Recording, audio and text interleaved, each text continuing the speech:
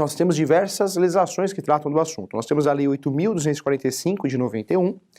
Essa Lei 8.245 de 91 é a Lei do Inquilinato, que trata de 3 locações, 3 espécies de locações. A locação comercial, que pode ser chamada de comercial, não residencial, locação também empresarial, e a locação do shopping center também utilizada, também utilizamos por analogia a Lei 8.245 de 91. Olha que interessante, além de locação não residencial ou comercial, empresarial, o nome que você achar mais correto, adequado, também a Lei 8.245 de 91 também cuida da locação residencial, também da locação por temporada. Então essa lei, ela trata das locações, dos contratos de locações, das regras da locação, sempre de bens imóveis, sempre de bens imóveis. Professor, mas tem uma outra lei, Vem uma nova lei, recente, a 12.112, de 2009, que também é uma lei de locação, mas ela não substituiu a lei antiga. Na verdade, ela veio alterar alguns pontos, bem pontual, a Lei 8.245. Então, professor, continua em vigência a Lei 8.245/91? Continua em vigência, e nós temos mais uma lei que trata de locação, que alterou pouca coisa. Tanto é que essa Lei 12.112 é uma lei que trata aí de poucos assuntos e não tem mais que 2 páginas. Tanto é que não dá para substituir a lei tão conhecida 8.245 de 91, tá bom? Quando falamos de locação, é importante também você saber que tem locação no Código Civil. O Código Civil também trata de locação. Locações de bens móveis. Então, quando é uma locação de extintor, cadeira, qualquer locação que seja de bem móvel, é o Código Civil que vai tratar. E aí me fizeram uma pergunta, mas professor, o Código Civil não trata em nenhuma hipótese de locação de bens imóveis? Trago a resposta para você. Trata sim. O Código Civil trata de locação também de bens imóveis. Não aquelas previstas na lei do inquilinato, mas aquelas que sobrarem, as residuais, né, vão ser tratadas sim pelo Código Civil. Trago um exemplo, outdoor. É isso mesmo. Outdoor é uma locação de um espaço, e um espaço imóvel, mas é uma locação com outros fins publicitários, né? Então o outdoor, essa locação é regulamentada aí pelo Código Civil. Não só o outdoor, mas também hotel, motel, aparte hotel e também vaga de garagem autônoma. Como assim, professor? Aquela vaga de garagem que tem aí o documento, a matrícula própria, autônoma, fora da matrícula do imóvel. Então também o Código Civil aparece. E aí quando eu falo de locação, para esgotar o assunto, olha só, também tem o Estatuto da Terra, hein? O Estatuto da Terra também trata de locação, na sua essência, nós temos o Estatuto da Terra, que vai tratar da locação de imóveis rurais ou rústicos, mesma coisa, né? Rurais ou rústicos. Então também, olha só como locação é complexo, sim, o assunto, né? Do outro lado, nós temos o uso capião. Muita gente fala, professor, quando eu tenho o direito de usufruir da ação de uso capião? Então vamos lá.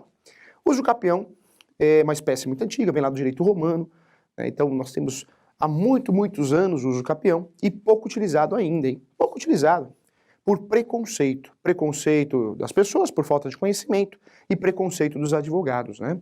Tem muito advogado que não faz esse tipo de ação porque acha que é uma ação demorada, uma ação que não vai levar a nada, ou por medo, por falta de diversos requisitos. E muita gente faz uso capião e acaba perdendo o uso capião, porque a verdade é uma só. Não presta atenção, não fica atento a diversos requisitos pontuais.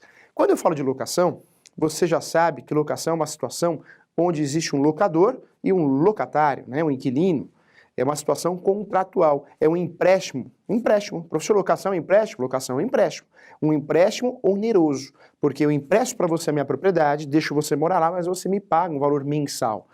Professor, e se não tem, não é oneroso, não tem pecúnia no meio, então não é locação, é comodato, hein? Se eu empresto para você, você mora, reside e não paga nada, só paga as despesas, água, luz, conta de consumo, isso não é locação, isso é um comodato. No uso capião, a posse que interessa para nós não é a posse emprestada, hein? Toda vez que eu adquiri a posse emprestada, quer saber? Você não tem direito ao uso capião. Não, professor, não. E vamos explicar isso. Quando falamos de uso capião, nós temos mais de 36 espécies no direito brasileiro. Mais de 36, hein? Professor, muita espécie, muito. As mais utilizadas é o uso capião de abandono de lar, é uma espécie nova, né? 2 anos de abandono. A minha esposa me abandona, meu marido me abandona por 2 anos. Eu posso ingressar com uma ação de uso capião de abandono de lar, para ficar com a metade dele, a metade dela, porque a outra metade já é minha. É um uso capião com um pezinho no direito de família. Temos outras espécies conhecidas, como o uso capião ordinário, uma espécie muito interessante. Temos o uso capião extraordinário, temos também o uso capião constitucional especial, temos o uso capião coletivo. Então, diversas espécies conhecidas e muito utilizadas. De todas essas espécies que o professor falou, mais de 36, na verdade o que você usa na prática, no dia a dia, são algo em torno de 5 espécies. Aparece no novo CPC, né, a regulamentação do uso capião administrativo ou extrajudicial, você escolhe o nome que você queira chamar. Esse uso capião, na verdade, já existia. Ele só ficou previsto dentro do Código de Processo Civil, por isso chamou mais atenção. Mas a legislação já previa isso anteriormente. Esse uso capião, aconteceu algumas regulamentações, isso é fato, mas ainda não é o uso capião mais utilizado. Porque nós sabemos que o uso capião é uma ação muito específica, é uma ação de fiscalização. Então, dificilmente você vai conseguir tudo consensual. Para fazer o uso capião administrativo, tem que ser tudo consensual. Ou seja, o réu, né, que no caso administrativo não tem réu, mas quem tem o domínio, o proprietário, pelo menos no documento, ele tem que aceitar assinar. Ele tem que aceitar assinar a escritura pública, ele tem que aceitar assinar qualquer documento, os vizinhos, os confrontantes. Então, é uma espécie interessante, não vou chamar de espécie, mas sim um procedimento interessante, o extrajudicial, mas ele vai ser pouco utilizado. Acredito que com o passar dos anos vai continuar sendo utilizado igual está sendo utilizado agora. Pouquíssimo, porque nem sempre a gente tem toda situação perfeita, né? Alice no País das Maravilhas, tudo perfeito, eu assino qualquer coisa. Não é bem assim o direito. Você sabe que você que assiste questão de direito, a posse gera briga, gera encrenca, gera poder, então as pessoas se matam, infelizmente, né? Se matam por posse, por propriedade. Como que o sujeito vai se sujeitar a assinar? Ele não assina. Quando você procura, você tem a posse, procura lá, quem é proprietário, os herdeiros, ele vai falar, nossa, eu não sabia que meu pai era dono disso, então agora eu quero dinheiro. É assim que acontece. Então, por isso, essa dificuldade de utilizar o uso capião administrativo, tá? É mais uma espécie que a gente tem aí, é importante, né? Mais uma opção, mas nem sempre ela vai ser utilizada. Tanto é que eu peço para você muita atenção, viu? Infelizmente, tem muito cartório mal preparado, tem colegas mal preparados, olha, vamos fazer administrativo, mas não é caso administrativo. Administrativo, a verdade é uma só. Vai ser utilizado? Vai, mas pouquíssimas vezes. Aquela situação muito perfeita. O resto é judicial. O uso capião de verdade é judicial. Olha só que interessante. Sem falar que o administrativo, se não for uma coisa muito bem feita, o que vai acontecer? Vai ocorrer a nulidade, né? A nulidade do registro. Então você vai conseguir registrar para perder o registro depois. Porque é um uso capião perigoso. Eu acho perigoso. E defendo isso até no livro, porque a verdade é uma só. Esse uso capião administrativo, como que alguém vai fazer uma declaração, o tabelião vai fazer uma declaração de posse? Ele não consegue enxergar o passado, só o futuro, o presente, né? O futuro também fica difícil, mas o presente. A ata notarial, ela serve, ela é muito importante e eficaz para o presente. Eu procuro um tabelião para usufruir de um Facebook, um WhatsApp, para que o tabelião faça uma ata notarial dando força àquele documento. Ele está vendo na hora, presente. Agora, fazer prova do passado, como? Né? Tem que ser judicialmente, então acho muito arriscado, tá? Não gosto dessa espécie, acho uma espécie perigosa, acho que uma boa opção, né? Uma boa opção que nós temos aí dentro do código, numa situação totalmente perfeita. Vamos ser sinceros, de cada 50 usos capiões, se usar em um é muito. E aí precisa ver os riscos também de uma ação de nulidade, tá bom? Olha só, professor, cabe uso capião em imóvel alugado? Qual que é a resposta na lata? Não, não cabe. Por quê, professor? Porque quando eu faço um uso capião, uma ação de uso capião, eu preciso declarar algo que eu já tenho. É uma ação declaratória. Atenção agora, hein? O uso capião eu faço, mas eu já tenho que ter o período de posse. Quando eu distribuo a ação de uso capião, no dia seguinte eu já fiz 10 anos, 15 anos, 5 anos. O que acontece, infelizmente, por profissionais mal preparados, eles distribuem a ação de uso capião, sendo que ainda vai somar posse futura. O cliente dele tem 3 anos de posse. Aí ele distribui a ação de uso capião, ele fala, não, vamos distribuir já, porque esse processo dura 5 anos, e aí nós vamos somar 5 mais 3. Não, isso não existe. Uma ação declaratória eu vou distribuir a partir do momento que eu já tenho aquela posse. Ou seja, o que eu quero dizer para você com muito carinho e muito respeito, que na distribuição do uso capião, eu já tenho que ter tido a posse. A somatória de posse já aconteceu. Ou seja, eu só quero declarar uma coisa que eu já tenho. Então, cuidado com o uso capião. O uso capião, as ações, as espécies, todas elas exigem algo em comum. Eu chamo muito de requisitos gerais. Todo uso capião, mais mal feito do mundo, hein? Tem que ter animus domini, tem que ter, olha só, hein? Posse mansa e pacífica e a posse, 5, 10, 15 anos. Professor, esses 3 requisitos têm que estar presentes em qualquer uso capião? Qualquer um. Não interessa qual você vai usar, dos 36. Qualquer um. Porque esses requisitos são essenciais. Eu costumo dizer que esses requisitos é o verdadeiro coração do uso campeão. É o coração. Se não tem isso, não tem uso campeão. Se não tem isso, não tem chance de êxito. A justiça ela deve fiscalizar o uso campeão antes da sentença. E essa fiscalização vai acontecer justamente aí. Pode ter certeza que os documentos que você entrega lá no uso campeão, na hora que o seu advogado distribui a ação, tem tudo a ver com esses 3 requisitos. Prova, professor. Olha só. A posse tem que ser mansa e pacífica. Como que você prova isso? Com as certidões de distribuições cíveis, no nome do autor da ação, ou autores, e no nome dos réus. Professor, a ação do uso campeão tem réu? Tem. Quem que é o réu? Quem tem o domínio, né? Quem consta na matrícula. Se ele morrer, os herdeiros. Olha só. Por isso existe essa obrigação no uso campeão de juntar as certidões de distribuições cíveis e criminais, da esfera estadual e da esfera federal. Porque é justamente essas certidões que vão provar, né, fazer prova, que realmente aquela posse foi mansa e pacífica. Ou seja, o réu não processou o autor não processou o réu. Se ninguém processou ninguém, essa posse é mansa e pacífica. E aí a gente escuta cada absurdo. Ah, professor, mas tem um boletim de ocorrência. Boletim de ocorrência é documento unilateral. Eu faço a hora que eu quero, você faz a hora que você quer, faz pela internet. Como que é prova? É prova de nada, é documento unilateral. Para com isso, hein? Ah, mas eu tenho uma prova, eu tenho uma ata notarial. O novo CPC, o Código de Processo Civil, reconhece a ata notarial como prova. Mas, cuidado, existe sim um juízo, né, que é feito, subjetivo, mas é feito. O juiz vai analisar se aquela ata notarial ela é realmente reconhecida como prova ou um documento a mais. Então, cuidado também. Olha só que interessante, ó. O uso campeão mais mal feito do mundo tem que ter essas 3 coisas. Posse mansa e pacífica, tem que ter a posse, né? 5, 10, 15 anos, isso você prova através de diversos documentos, e tem que ter o chamado animus domini. Professor, explica o que é o animus domini. Animus domini, que nós vamos mudar de nome agora nesse momento, olha só, vai ficar vontade de ser dono. O professor detesta o uso do latim, acha um absurdo, uma língua morta, né?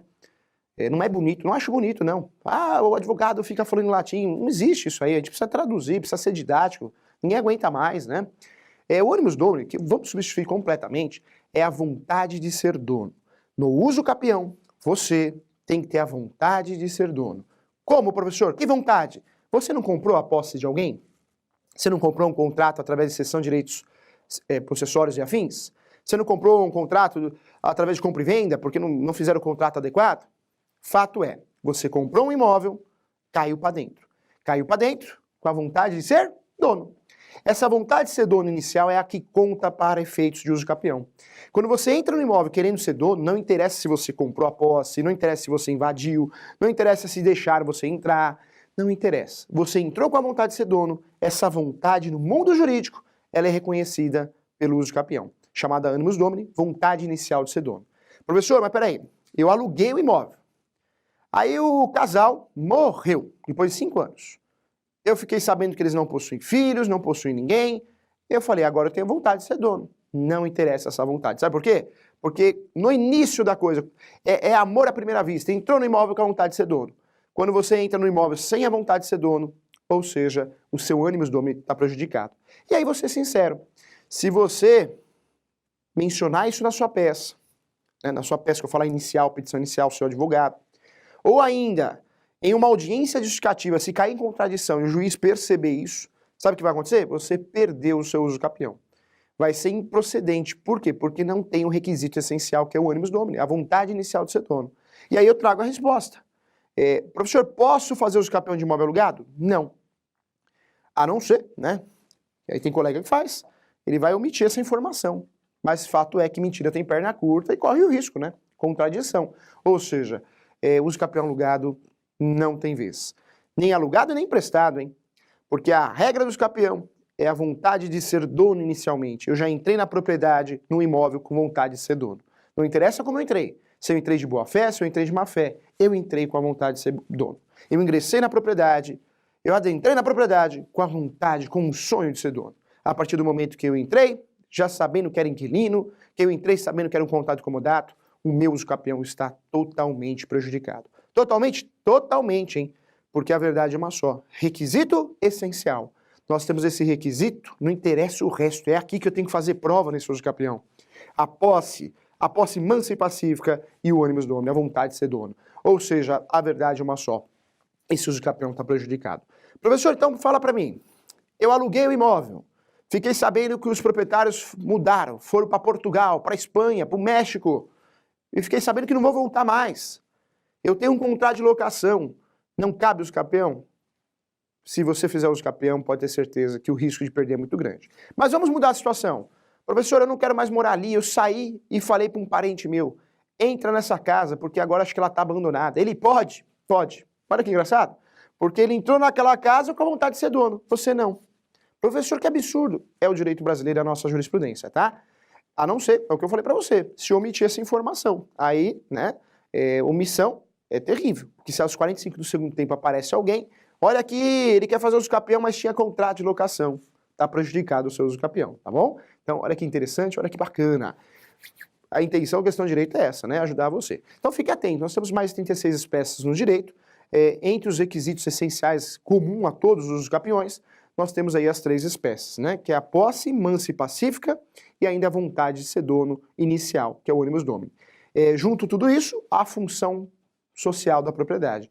Professor, qual que é a função social da propriedade? É um princípio constitucional, previsto na Constituição Federal, que quem usa a posse, né, usa a propriedade, ele cumpre a função social da propriedade. Professor, nesse momento, no estúdio do CRES, estamos cumprindo a função social da propriedade? Estamos. Estamos cumprindo a função social da propriedade, uma vez que estamos divulgando, né, conhecimento e informações. Então, cuidado. Função social da propriedade não é só morar, é trabalhar também, tá bom? O imóvel está aí para ser usado, né? Tanto é que hoje diversas prefeituras utilizam aí o sistema de tributação do IPTU progressivo, porque quanto mais tempo você larga o imóvel, vai ficando mais caro. Recebe uma notificação, não justifica, aquele terreno está abandonado, vai pagando mais tributo. E qual que é o fundamento? Função social da propriedade, tá bom? Olha que legal, olha que tema bacana, hein?